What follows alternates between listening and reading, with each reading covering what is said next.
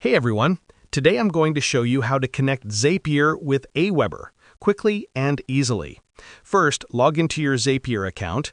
If you don't have one yet, you can create it for free on their website.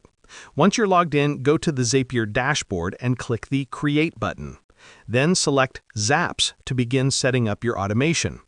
Now choose AWeber and any third-party app you want to connect it with from the list of available options.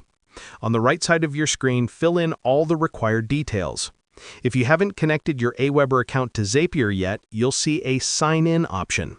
Click it, enter your AWeber login details, and then click Allow Access. Your AWeber account is now connected to Zapier. Next, repeat the same process to connect your second app, for example, Lead Pages, Google Sheets, or any other tool you use. Once both accounts are connected, review your settings and make any adjustments you need. Finally, click Publish to activate your Zap, and that's it. Your AWeber is now successfully connected to Zapier, and your automation is ready to run. Thanks for watching.